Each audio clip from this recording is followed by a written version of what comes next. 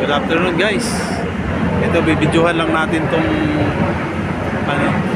itong monolith train na to, yung tower crane na binubuhat niya itong bakal.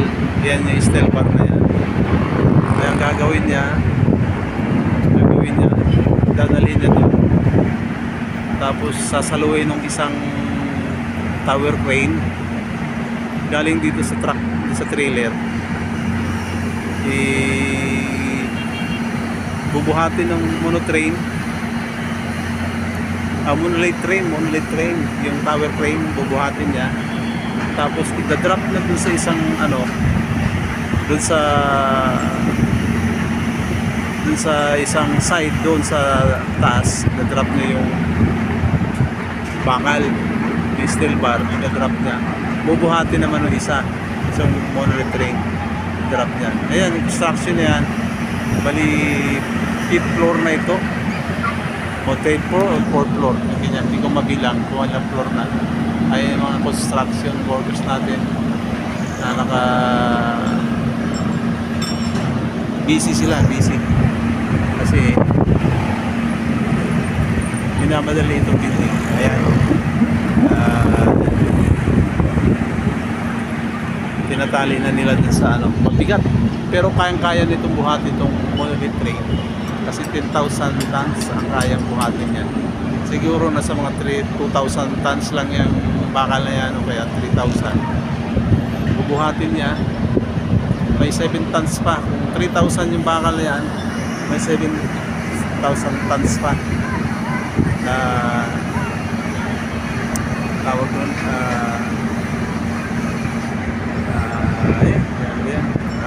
yun, para buhatin niya doon, iyakan niya doon, tapos ilagay niya doon sa trap niya doon, tapos bubuhatin naman isa. Ayan, tali na na nila, matibay yung na yan, yung pagbuhat na yan. Katumbas din ng na yan, yung 10 tons sa bigat ng isang bakal na lang bubuhatin, tapos i-akit lang doon. 4 na monolith train na to, 4 to, mga tower crane na yan, para mapabilis ang dati kasi ang construction ang ginagamit mano-mano, buhat, tapos yun, tagal. Ito ngayon dahil moderno na yung kagamitan, moderno na ang construction ngayon, kaya ganito na siya guys. 3 minutes na tayo. Wait natin na may tali yan, tapos tatransport yan doon sa kabilang building, tapos bubuhatin naman isa. Okay guys, nakakatakot kasi daanan nito, tapos Pacific Drive na to, ito yung kalsada, tapos kala mo mapapatid yung tali. Naman yan matibay naman yan, tapos napatid, bagsak dito sa kotse o kaya delikado, pero matibay naman yan, kayang buhatin yung mabigat. Basta wag lang sila lagpas dun sa nakalagay dyan sa nakatag dyan sa sa pambuhat ng monolith train o yung tower crane. 10,000 tons, kayang buhatin yan. Ayan, patali na siya. Iba yan. Ayan yung mga construction dyan, shout out siya dyan. Ayan, gaantay sila kasi kaya may busina itong monolith train na to, para pag binubuhat nila, tapos yung mga tao na sa baba, yung mga construction worker, ma-alarma dahil yung disgrasya din natin masabi. Okay guys, tayo natin buhatin. Hinalin nila maigi at sinisigurado na talagang nakatali, kasi mahirap na yung disgrasya. Hindi natin masabi. Ay sarap na buhay ng operator kasi naka-aircon pa siya dyan, pero walang babaan yan. Pag akyat niya Wala nang baba. Ayan na yung isa. Nagbubuhat na rin ang platform o kaya mga kagamitan para ano doon. Ayan guys, antayin natin. Signal. May signal sila dyan. Para reading buhatin na siya. Ayan, antayin natin. Ayan, binubuhat na. Sigurado kasi mahirap yung mag-losses yan, papatid yung kalimutan ng tawag yan, papatid, kaya magdulot ng disgrasya yan, kaya kailangan taling-taling. Kaya binabuhat na. Ayan, binabuhat siya guys. Napakabigat niya, sobra.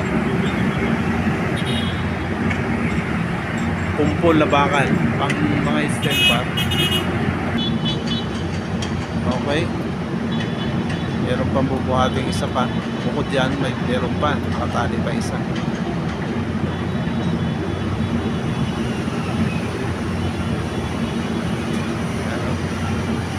Yan ang nakakatakot kasi pag naputol kapatid, ay dapat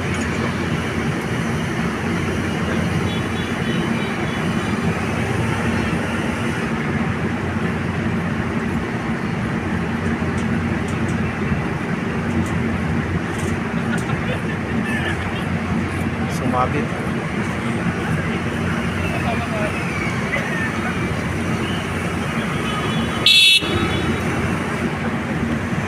Takot yung kotse. So baka sumabit tapos diyan sa ayun na, tanggal na. Okay, binubuhat na. Tinan mo sa sobrang bigat yan. Galing.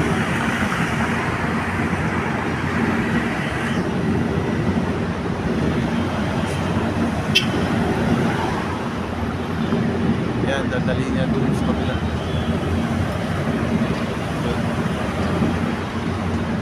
Diba? Bakal yan. Kaya kahirap pag mapatid yan. Daming madisgrasya na. Kaya ingat na ingat sila.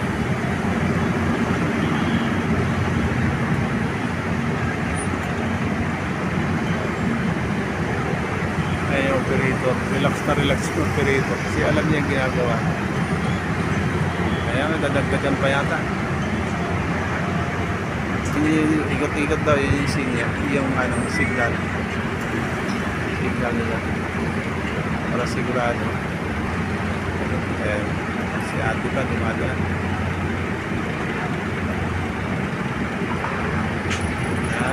Sa kabila naman nagbubuhat ng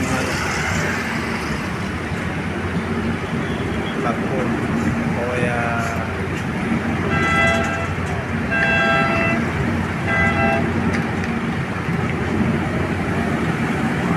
mabigat ka, kaya parang makakapagod talaga.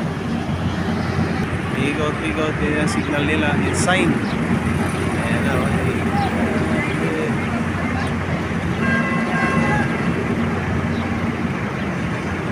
ganun ka moderno yung construction dati, mga 80s, 90s, hindi ganito. Ngayon dahil moderno na. Ayan, papunta doon. Galing. Ayan guys, maraming salamat. Idol Penis, Maricel, Ma'am Bless, Mama Elis, Ma'am Shaina Hart, Mama Carayos, Mami Linda, Mel, Aisa. Ayan, nandito sa kabila. Okay guys, maraming salamat. Pinakita ko lang sa inyo kung paano buhatin yung mga bakal na yan. Galing yan dito sa trailer truck at transport doon. Okay, maraming salamat guys. Bye bye.